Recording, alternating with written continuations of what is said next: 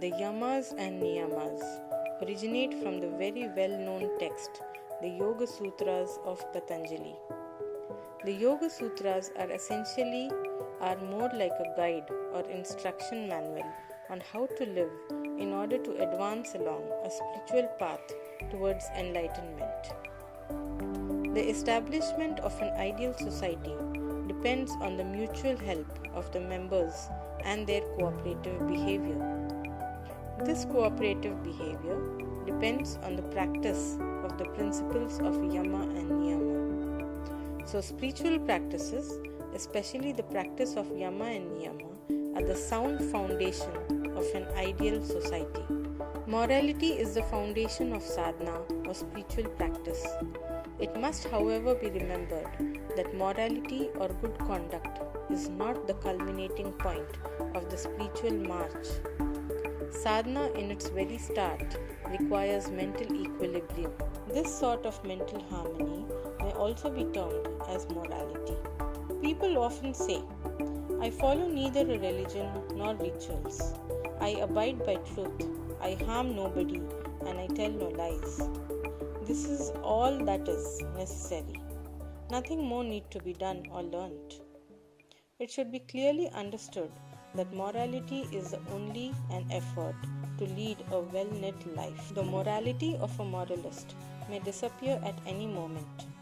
It cannot be said with any certainty that the moralist who has resisted the temptation of a bribe of 2 rupees would also be able to resist the temptation of an offer of 200,000 rupees. Morality is an attribute of a good citizen, and it is the starting point on the path of sadhana.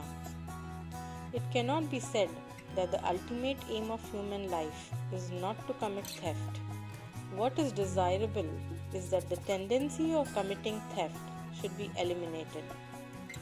Not only indulge in falsehood is not the aim of life. What is important is that the tendency of telling lies should be dispelled from one's mind. The aim of such morality is attainment of such a state of oneness with Brahma, where no desire is left for theft and all tendencies of falsehood disappear.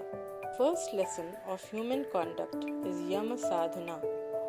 Yama consists of 5 principles: Ahimsa, Satya, Asteya, Brahmacharya and Aparigraha. Ahimsa. Ahimsa means not inflicting pain or hurt on anybody by thought, word or action. This word is wrongly interpreted by many. Ahimsa means non-violence or non-application of force. Possibly it is this interpretation which has been distorted most the meaning of ahimsa. Some so-called learned persons in fact define the word ahimsa in such a manner that if one adheres to it strictly, it is impossible to live not only in a society but also in forests, hills and caves. In such an interpretation of the term ahimsa, not only killing is prohibited, but even to fight a defensive fight is not allowed. By tilling the land, one may cause the death of innumerable insects and creatures under the earth's surface. Therefore, the use of plough is not permissible. The followers of such an interpretation of ahimsa say that those who want to lead a religious life should not use the plough themselves, but employ other low-born people to do the same to save themselves from the sin of destroying life. Sugar must be poured into the abodes of the ants, no matter whether human beings have food or not. The poor must be spared their blood from their bodies to save insects, the born enemies of human beings. Even the process of respiration involves the death of numberless microbes. They are all living beings, and to save them, one will have to stop breathing. If ahimsa is so interpreted, where will such interpreters be able to stand? They will have to give up even filtered water, because the process of filtration of water means destroying the insects that cause impurity. It is also not possible to drink impure water because then it is likely that such microbes might die in the stomach. The army or police are necessary for the administration of a country. If these organizations do not use force, even in case of necessity, their existence will be of no meaning. The mark of so-called ahimsa or non-violence on bullet does not make the bullet non-violent. According to its correct meaning of the word ahimsa, in the sphere of sadhana, one will have to guide one's conduct carefully to ensure that one's thought or action cause pain to nobody and are unjust to none. Any thought or action with the intention of causing harm to someone else amounts to himsa. The existence of life implies destruction of certain lower forms, no matter whether there is an intention of doing harm or not. The process of respiration kills thousands of millions of protoplasmic cells. Whether one knows it or not, in every action, such living cells are dying and being constantly destroyed. The use of prophylactics means destructions of millions of disease-carrying germs. The crop-eating insects, parasites, mosquitoes, bugs, spiders, etc. are also being killed in innumerable ways. This is necessary to maintain one's livelihood. It is not with the intention of causing pain to them. Such acts also, therefore, cannot be classed as himsa. They are to be done for self-defense. Rice is obtained from paddy. Is there no life in paddy? Paddy can sprout. It is also capable of reproduction.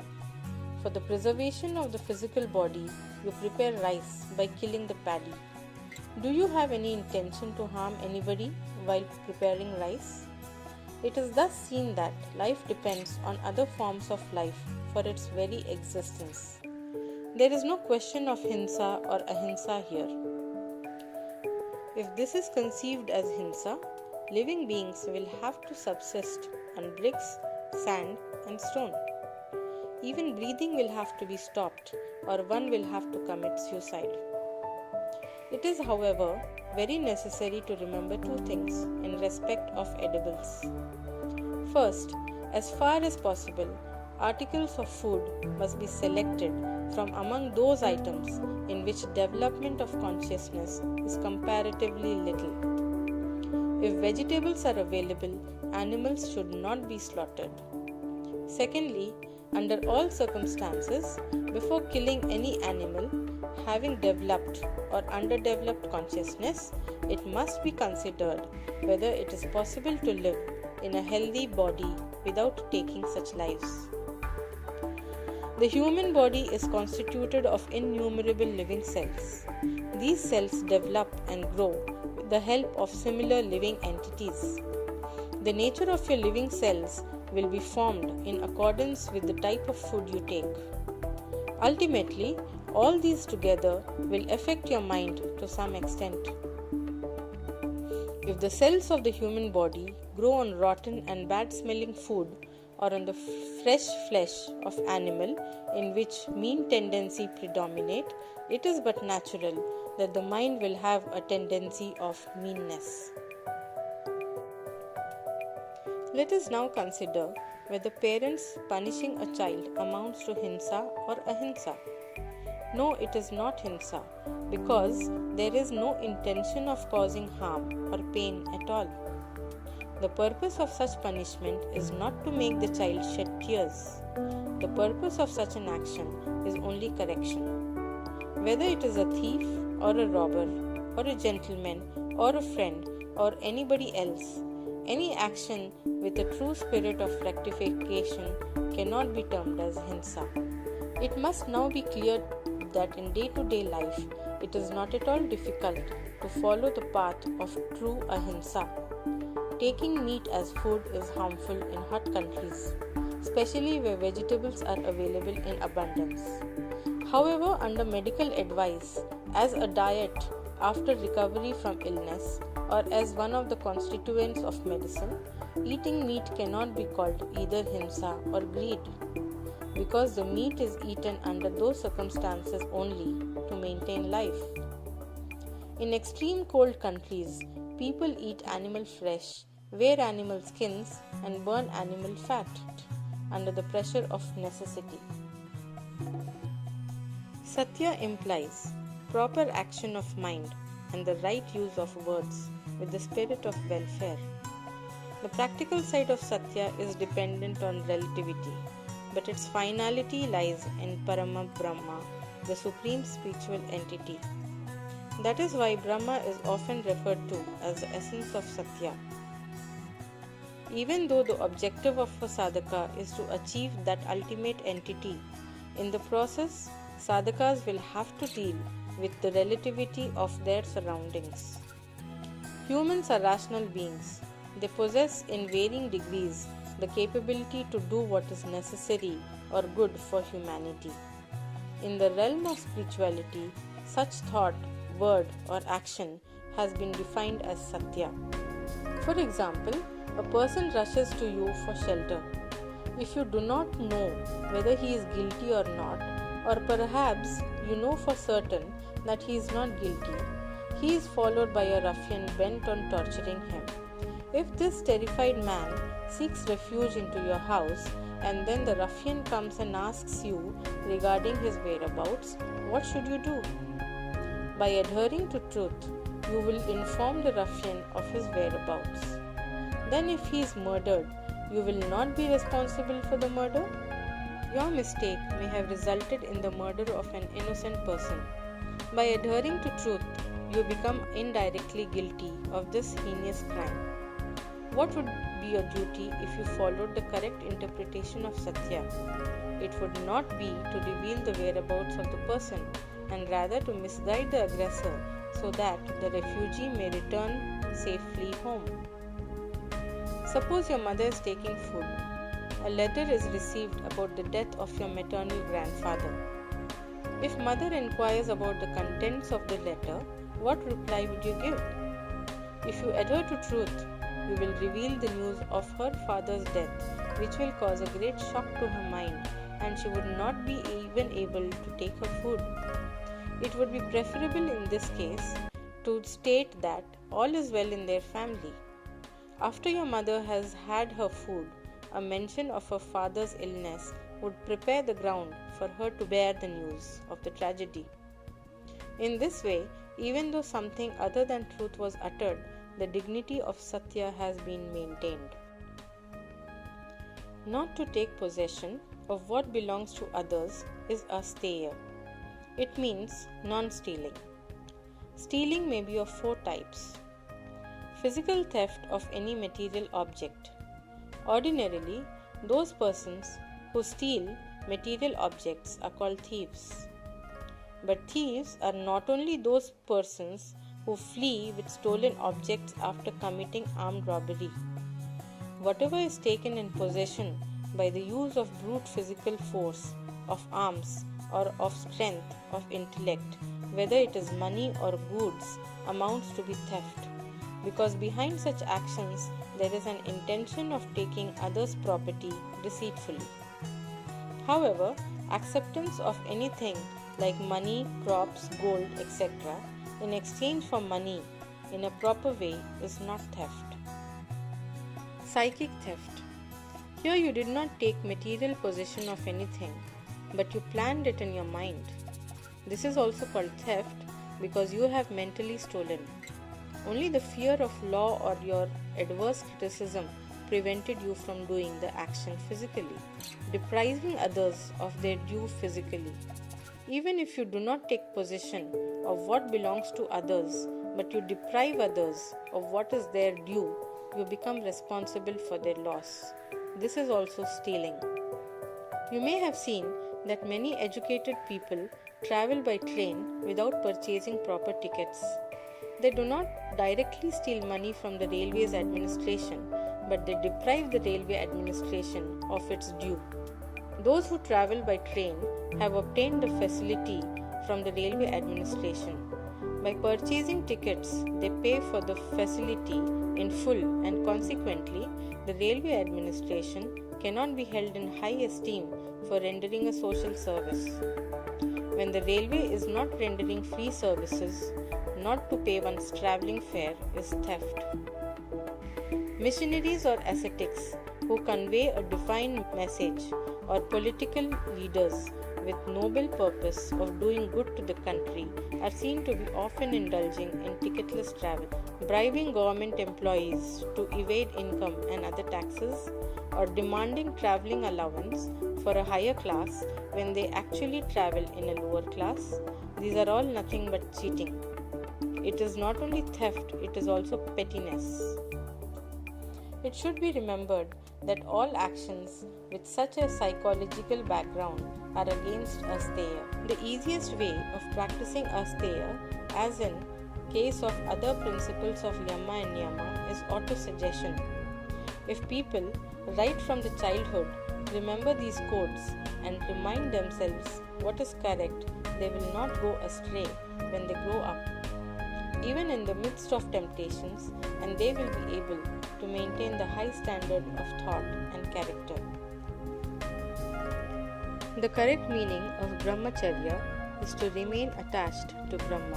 Whenever people do some work or think of doing any work extroversially, they look upon that object with which they come in contact as a crude finite entity. Because of their constant aspirations for material achievement, their mind is so engrossed in material objects that their very consciousness becomes crude. The meaning of practicing brahmacharya sadhana is to treat the objects with which one comes in contact as different expressions of Brahma and not as crude forms. By means of such an ideation, even though the mind wanders from one object to another, it does not get detached from Brahma because of the cosmic feeling taken for each and every object.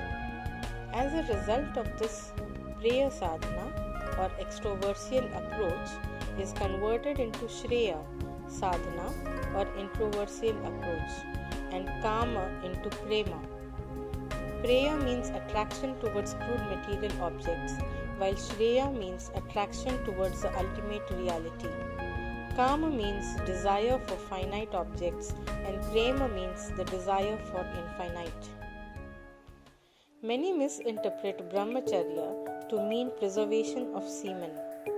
It should be remembered that neither the word Brahma nor the word Charya has got any relevance to the word semen. It is certainly true that if the correct meaning of the word brahmacharya is accepted, that is, to feel the cosmic entity in every material object, control in life becomes essential. But such control does not imply disobeying the laws of nature. Control means to abide by nature's laws.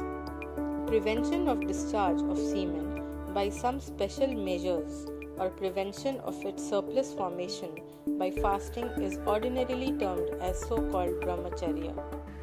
People who by different suppressive methods seek to prevent the discharge of semen create a bad reaction on their body and mind. Their bodies become rough and lack in luster. A suppression of the sexual desire results in other desires, especially anger, taking a more terrible form. When society was dominated by the intelligentsia, the so-called monks, who had taken to complete exploitation, realized that the people will have to be kept maimed and helpless. Fear and inferiority complex will have to be infused in people to exploit them. If, therefore, the loss of semen was anyhow declared as anti-religious, they would be able to gain their end without difficulty. Ordinary worldly people began to think that they, by leading a married life, had committed a serious wrong, a heinous sin. They had indulged in activities against the brahmacharya. The monks observed celibacy and were therefore far superior. The so-called recluses took advantage of this situation and have without any difficulty been exploiting the society. Marriage is a natural function like bath, food, sleep, etc. Therefore, there is nothing to be condemned in it, nor does it go against dharma. When a great man or an elevated sadhaka is not prohibited from taking food, etc., there is no reason why he or she should be debarred from marriage. But proper control is no doubtly greatly needed, not only over food and sleep, but in every walk of life. The lack of such control causes diseases. Food is essential for life, but absence of control over eating causes indigestion. A bath is refreshing, but in the absence of control over bath, that is long continued bath, would make one catch cold. Similarly, marriage has its function, but the absence of restraint in married life would cause various diseases in body and mind. Marriage is slightly different from other natural functions in life, such as eating, sleeping, etc. Marriage is not so essential for life as food and sleep. The need for marriage differs with individual. That is why, in the opinion of Ananda Marga, every individual has complete freedom in matters of marriage. For example, marriage of those persons who suffer from some physical or mental diseases, or who are not financially well off, or whose present circumstances are not favorable for marriage, that is, where marriage can cause unhappiness, is not desirable. Those who are constantly engaged in the fulfillment of an ideal, or those who have to spend the great part of their day in earning their livelihood or some mental occupations, should not marry, because they will not find it possible to fulfill their family commitments properly. The marriages of such people are harmful to the society in many cases. Although marriage is not desirable for those who are suffering from some diseases or whose circumstances are not favorable to get married, there remains a possibility of their indulging in vices stealthily if they are not married. To avoid this, they should work for the attainment of some high ideals or to do rigorous spiritual practices. The psychological degeneration, which is inherent in the suppression of psychic tendencies, can be avoided only by an effort to fulfill a lofty ideal. In case of enjoyment of any material object, the control over the subjectivity is called brahmacharya, while the control over objectivity is aparigraha. Non-indulgence in the enjoyment of such amenities and comforts of life as superfluous for the preservation of life is aparigraha. For our existence, we require food, clothes, and also a house to live in. Provision for old age and money and cultivable land for one's dependents are also essential. Therefore, a number of factors have to be taken into consideration to determine an individual's necessity for the preservation of life. It may be that the requirements of any two persons are not similar. It is therefore difficult to determine the minimum requirements for any particular person because it is entirely a relative factor. But it is not possible for the society to fix the minimum limit in all spheres. Even after setting a limit for land, property, etc., it is not possible to fix a quota in respect of edibles. The voracious may overeat and be attacked with diseases. The seekers of luxury may overspend on their luxuries and incur debt. That is why it will be easier for an individual to be established in aparigraha if the individual and the society work together cooperatively.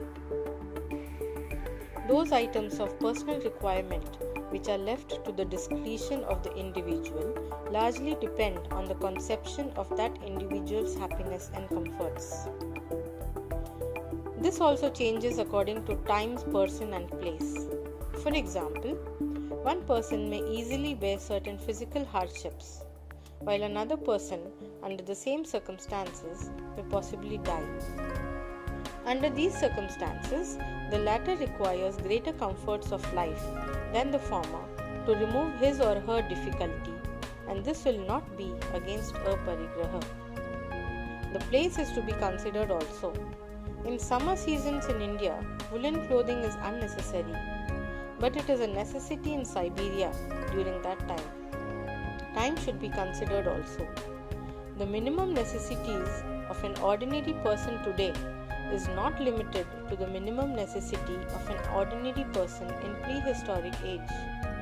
The reason is that objects of pleasures are more easily available today and will be available even more easily in the future. Therefore, while practicing aparigraha, if the time factor is neglected, one will become unfit for social life and one will have to withdraw from the physical world. Advocating the use of raw sugar or good in the age of sugar and bullock cart in the age of railways has no meaning in the practice of aparigraha. That is why I said that the society may help individuals to be established in aparigraha by setting a standard in certain spheres of life. But the complete establishment in aparigraha ultimately depends on the individual. Aparigraha is an endless fight to reduce one's own objects of comfort out of sympathy for the common people, after ensuring that individuals are able to maintain solidarity in their physical, mental and spiritual lives for themselves and their families. In practicing aparigraha, the objects of pleasure will increase or decrease with person, place and time. But the definition of aparigraha as mentioned above will be applicable to all persons in all countries and at all times.